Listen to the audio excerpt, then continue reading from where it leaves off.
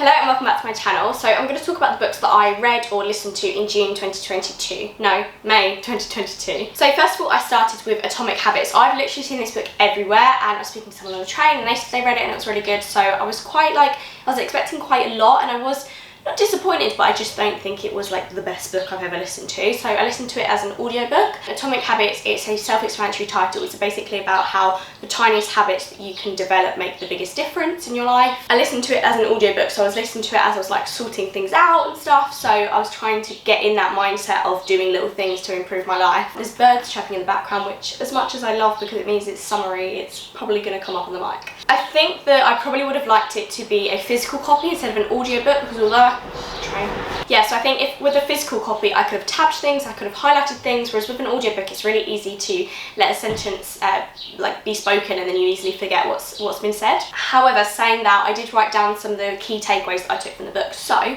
they are small changes every day will make the biggest impact. Focus on your systems rather than your goal, so how you're actually going to achieve it rather than what you want to achieve. And you can try to be 1% better every day and that will make a difference. You can change your identity, so becoming the person you want to be by doing the things that your ideal self would do. You can make cues more obvious by having things in sight to remind you of what to do. Finally, you should decrease the friction between you and the new habit. I did also really like the real life examples that were woven in throughout the book and made it kind of like feel a lot more real and a lot more achievable. So it was a good book. Like, I'd recommend it if you're looking for that kind of like lifestyle self-help kind of book, but I just wasn't massively like overwhelmed by it. The next book that I read was this beauty, which is When Women Were Dragons by Barnhill. This is a workbook, so it's hotkey books. Even though I have got a physical copy here, I listened to this as an audiobook as well, and I think I preferred listening to it as an audiobook. It gave it a lot more like tension and suspense, and I feel like it's a fairly chunky book, so I feel like I would have struggled because I prefer reading shorter books in physical form. So you may well have seen this book everywhere.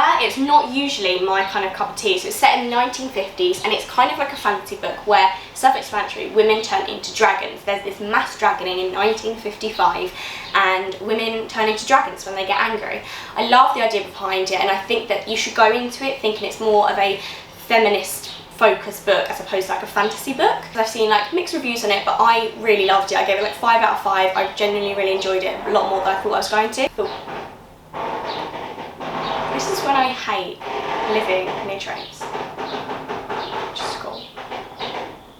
I thought it was chilling, I thought it was dark, and I thought it was dramatic. The format of the story is mainly a diary entry from a character called Alex and what happens around her and what happens when her auntie and her mum turn into dragons. But there's also this kind of like scientific report side of it as well, which I think gives it a lot more depth and a lot more interest, and yeah, really enjoyed it. The next book that I listened to, again it's all audiobooks this month, was Family of Liars by Lockhart. So admittedly, I read We Were Liars and wasn't that fast. I didn't really enjoy it, basically. I feel bad saying that because technically it's like one of my books from work, but I think having said that, I really liked Family of Liars. So if you're someone that didn't enjoy We Were Liars like me, give it a go, give Family of Liars a go, because I much preferred it, and I think I'm not alone in saying it as well. I think a lot of people said the same thing. So Family of Liars is the prequel to We Were Liars, but there is a spoiler on literally the first sentence on the first page of Family of Liars, so you have to have read We Were Liars first. You could technically read it as a standalone, but I think it helps with a lot of understanding if you read We Were Liars first. Plus they're both quite short books as well, so I don't think it would take too long to read them both. So expect like a thrillery summer read set in a private island called Beechwood Island. I really liked helping the marketer on this campaign as well with this amazing proof package that I did a separate video on.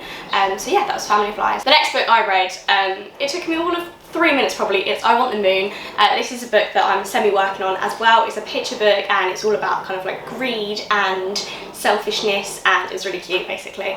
I read a couple more picture books this month as well for work, and I can't remember what they are. I can't remember if it was this month, if it was last month, whatever. The last book that I read of May 2022 was The Great Chocoplot by Callaghan. Who Ate All the Chocolate? I was kindly sent this by Chicken House Books. I'm a massive chocoholic. I'm a massive chocoholic. I literally eat chocolate all the time, every day, and the lovely Liv at Chicken House was like, sent me this and was like, your love for chocolate hasn't gone unnoticed, and yeah, I loved it. How can you not love a book that's literally all about chocolate and is about a chocopocalypse, where basically all the chocolate is due to run out because of what's happening with cocoa in the world. Yeah, it's kind of like this mystery, what happened. It's about this schoolgirl trying to find out what happened as her science project at school. And yeah, so they're all the books that I read or listened to in May 2022. I'd love to know if you have read any of these or what you're reading at the moment. Let me know in the comment section down below, and hopefully see you in my next one. Bye.